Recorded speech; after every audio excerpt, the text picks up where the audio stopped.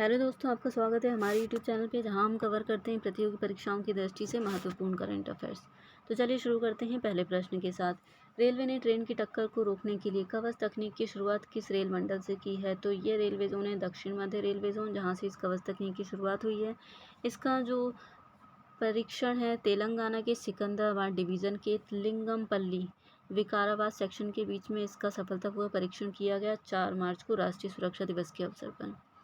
ये जो कवच तकनीक है ये पूर्ण रूप से स्वदेशी निर्मित तकनीक है। ऑटोमेटिक ट्रेन प्रोटेक्शन सिस्टम है।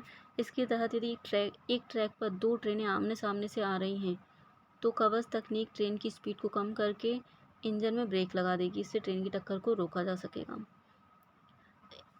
भारत में 2000 किलोमीटर के रेल नेटवर्क को कवच तकनीक के तहत लाया जाएगा। और केंद्रीय रेल मंत्री हैं अश्विनी वैष्णव जी। बढ़ते हैं नेक्स्ट क्वेश्चन पर। अमेरिका के सुप्रीम कोर्ट की पहली महिला अश्वेत जज कौन बनी है? तो ये है केतानजी ब्राउन जैक्सन, जो अमेरिकी सुप्रीम कोर्ट की पहली महिला जज बनी है। अमेरिका के राष्ट्रपति हैं जो बाइडेन और यहाँ की उपराष्ट्रपति हैं कमला हैरिस, जो कि भारत की हैं। बढ़ते हैं नेक्स्ट क्वेश्चन पर। राजस्थान में ऊँटों की घटती संख्या को देखते हुए राज्य सरकार ने 2022-23 के बजट में ऊँट संरक्षण और विकास नीति की घोषणा की है। इस नीति के तहत बजट में कितने रुपए का प्रावधान किया गया है? तो इसमें किया गया है 10 करोड़ रुपए का प्रावधान। राजस्थान की सरकार ने 2022-23 के बजट में पशुपालन को बढ़ावा देने के लिए 10 करोड़ रुपये का बजट रखा है। राजस्थान के बीकानेर में प्रतिवर्ष ऊँट महोत्सव मनाया जाता है। हाल ही में ऊँट महोत्सव मनाया गया 6 से 8 मार्च के बीच। और विश्व ऊँट दिवस मनाया जाता है 22 जून को। बढ़ते हैं नेक्स्ट क्वेश्चन पर।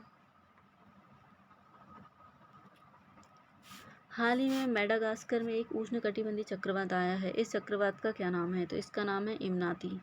ये जो उष्णकटिबंधीय चक्रवात है ये मकर रेखा और कर्क रेखा के मध्य में आते हैं और इनका सबसे ज़्यादा प्रभाव जो तटीय क्षेत्रों पर पड़ता है। मेडागास्कर की बात करेंगे तो ये हिंद महासागर में स्थित है और ये चौथा सबसे बड़ा द्वीप है। बढ़ते हैं नेक्स्ट क्वेश्चन पर। भारतीय ध्वज संहिता को कब से लागू किया गया था? तो इसको लागू किया गया था 26 जनवरी 2002 में। हाल ही में भारतीय ध्वज संहिता 2002 में कुछ संशोधन किए गए हैं, जिसके तहत पॉलीएस्टर के मशीन से बने झंडों के निर्यात और निर्माण की मंजूरी दे दी गई है। बढ़ते हैं नेक्स्ट क्वेश्चन पर। फाइनेंशियल एक्शन टास्क फोर्स ने हाल ही में किस देश को अपनी ग्रे लिस्ट में शामिल किया है? तो यह देश है संयुक्त अरब अमीरात। ग्रे लिस्ट यानी कि निगरानी सूची में शामिल किया है। संयुक्त अरब अमीरात की जो राजधानी है वह अबू धाबी और यहाँ की मुद्रा है दिरहम।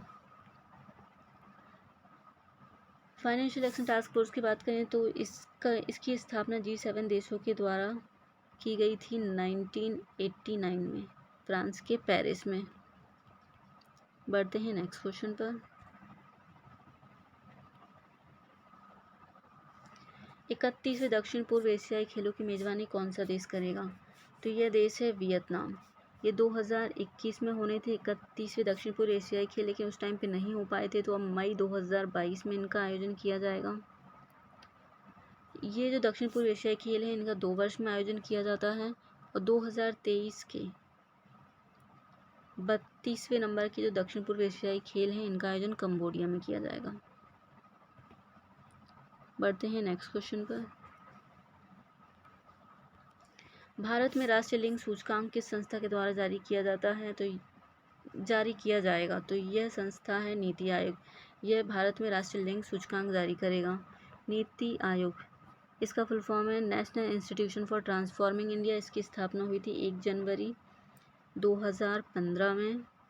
इसके जो अध्यक्ष हैं भारत के प्रधानमंत्री होते हैं, यानी कि नरेंद्र मोदी इसके प्रधानमंत्री, नरेंद्र मोदी इसके अध्यक्ष हैं। इसके उपाध्यक्ष हैं राजीव कुमार और वर्तमान में नीति आयोग के CEO हैं अमिताभ कांत। बढ़ते हैं नेक्स्ट क्वेश्चन पर। बोल्ट्जमान पदक से सम्मानित होने वाले पहले भारतीय कौन हैं? तो ये हैं भारतीय भौतिक सांख्यिकी भौतिकी दीपक धर। इन्हें बोल्ट्जमान पदक सम्मानित किया गया है। यह भौतिकी के क्षेत्र में दिया जाने वाला सर्वोच्च सम्मान है। और दीपक धर के साथ अमेरिका के एक वैज्ञानिक है जिनका नाम है जॉन हॉपफील्ड। जॉन हॉपफील्ड को भी इस पुरस्कार से सम्मानित किया गया है। बढ़ते हैं नेक्स्ट क्वेश्चन पर। 2022 के आईसीसी महिला क्रिकेट विश्व कप का आयोजन कहाँ किया जाएगा? तो इसका आयोजन किया जाएगा न्यूजीलैंड में। भारत की जो क्रिकेट टीम की कप्तान है मिताली राज, ये 6 विश्व कप खेलने वाली पहली खिलाड़ी बन गई हैं। बढ़ते हैं नेक्स्ट क्वेश्चन पर। सतत विकास सूचकांक 2021 में भारत की रैंक क्या है? तो इसमें भारत की रैंक है 120। ये 2021 का सूचकांक, इसमें भारत की रैंक 120 है और पहले स्थान पर रहा है फिनलैंड। बढ़ते हैं नेक्स्ट क्वेश्चन पर। अंतर्राष्ट्रीय निशानेबाज खेल महासंघ वर्ल्ड कप 2022 का आयोजन कहाँ पर हुआ? तो इसका आयोजन हुआ है मिस्र की राजधानी काहिरा में। भारत के निशानेबाज 19 वर्ष के सौरभ चौधरी ने भारत के लिए पहला गोल्ड जीता इसमें। और भारत ने इसमें कुल 7 पदक जीते हैं। 7 पदक जीते हैं और 7 पदक के साथ भारत शीर्ष पे है पदक तालिका में। 7 पदक में से 4 पदक तो भारत ने गोल्ड जीते हैं। भारत ने 4 गोल्ड, 2 सिल्वर और 1 कांस्य पदक जीता है। 7 पदक के साथ भारत पदक तालिका में शीर्ष पर है और दूसरे स्थान पर है नॉर्वे। बढ़ते हैं नेक्स्ट क्वेश्चन पर।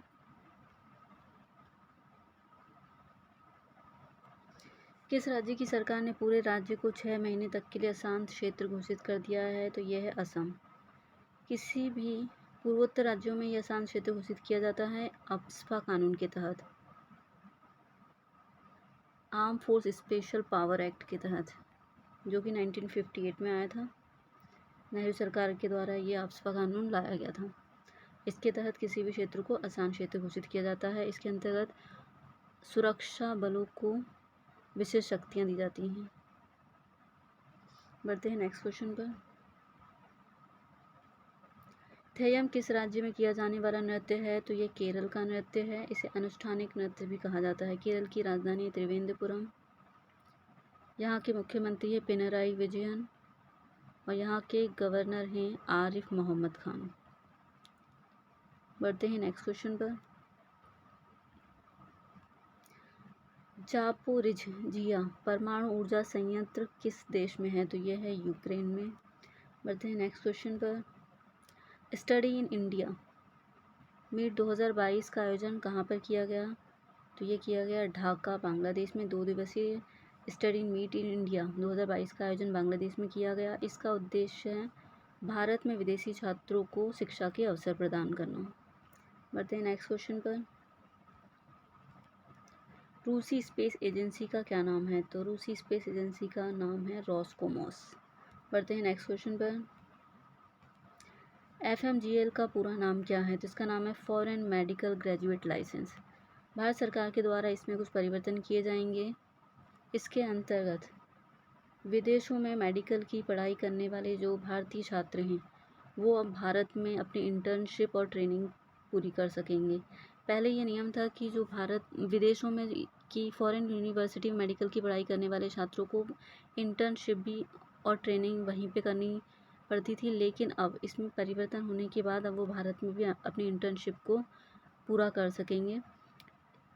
फॉरेन मेडिकल ग्रेजुएट, लेकिन इसके लिए उन्हें एक टेस्ट देना होगा भारत का जिसका नाम है फॉरेन मेडिकल ग्रेजुएट एग्ज़ाम। इस एग्ज़ाम को यदि वो क्लियर कर लेते हैं तो ही वो भारत में अपनी ट्रेनिंग और इंटर्नशिप के लिए एलिजिबल होंगे। अभी हाल ही में यूक्रेन से कई मेडिकल के छात्र अपनी इंटर्नशिप को अधूरा छोड़कर उन्हें भारत आना पड़ा, तो वो अब इसमें परिवर्तन होने के बाद अब वो भारत में अपनी इंटर्नशिप को भारत में कर सकेंगे। बढ़ते हैं नेक्स्ट क्वेश्चन पर। भारत श्रीलंका नौसेना अभ्यास का क्या नाम है? तो इसका नाम है स्लाइनेक्स। इसका हाल ही में 9वें संस्करण का आयोजन भारत में किया गया, विशाखापट्टनम में। बढ़ते हैं नेक्स्ट क्वेश्चन पर। भारत में प्लास्टिक कचरे से निपटने के लिए संभव स्वावलंबन योजना किस मंत्रालय के द्वारा शुरू की गई है? तो ये शुरू की गई है मध्यम सूक्ष्म और medium enterprises, medium small and medium enterprises मंत्रालय के द्वारा ये योजना शुरू की गई है, micro small and medium enterprises, और इसके मंत्री हैं नारायण राणे। एमएसएमई मंत्रालय के द्वारा एक और योजना शुरू की गई जिसका नाम है समर्थ। इसके द्वारा महिला उद्यमियों को बढ़ावा दिया जाएगा। बढ़ते हैं नेक्स्ट क्वेश्चन पर। भारत के पहले स्वदेशी फ्लाइंग ट्रेनर एयरक्राफ्ट का क्या नाम है? तो इसका नाम है हंसा एनजी। इसका समुद्री स्तर पर सफलतापूर्वक परीक्षण किया गया पुडुचेरी में। बढ़ते हैं नेक्स्ट क्वेश्चन पर। आईसीसी महिला क्रिकेट विश्व कप 2022 का आयोजन कहाँ पर किया गया? तो इसका आयोजन किया गया न्यूजीलैंड में। बढ़ते हैं नेक्स्ट क्वेश्चन पर। 6 मार्च 2022 को केंद्रीय औद्योगिक सुरक्षा बल यानी कि CISF ने अपना कौन सा स्थापना दिवस मनाया? तो CISF ने अपना 53वां स्थापना दिवस मनाया। इसकी स्थापना हुई थी 10 मार्च 1959 में। इसका भी स्थापना दिवस का आयोजन किया गया उत्तर प्रदेश के गाजियाबाद में 6 मार्च को ही इसका आयोजन किया गया, क्योंकि 10 मार्च को उत्तर प्रदेश में चुनाव होने हैं, इसलिए 10 मार्च से पहले ही इसका स्थापना दिवस का आयोजन किया गया और CISF का ये 53वां स्थापना दिवस था। बढ़ते हैं नेक्स्ट क्वेश्चन पर। दुनिया के सबसे बड़े टेक शो में से एक मोबाइल वर्ल्ड कांग्रेस 2022 का आयोजन कहाँ पर किया गया? तो इसका आयोजन किया गया स्पेन के बार्सिलोना में। बढ़ते हैं नेक्स्ट क्वेश्चन पर। अंतर्राष्ट्रीय महिला दिवस के अवसर पर राष्ट्रपति भवन में वर्ष 2020 और 21 के लिए विभिन्न क्षेत्रों में उत्कृष्ट कार्य करने वाली कितनी महिलाओं को नारी शक्ति पुरस्कार से सम्मानित किया गया? तो 29 महिलाओं को नारी शक्ति पुरस्कार से सम्मानित किया गया। यह जो पुरस्कार है महिला एवं बाल विकास मंत्रालय के द्वारा दिया जाता है। नारी शक्ति पुरस्कार की शुरुआत हुई थी 1999 में। पहले इसका नाम था स्त्री शक्ति पुरस्कार। 2015 में इसका नाम बदलकर किया गया नारी शक्ति पुरस्कार और 2020-21 के लिए 29 महिलाओं को इस पुरस्कार से सम्मानित किया गया। तो आज के लिए बस इतना ही, मिलते हैं नेक्स्ट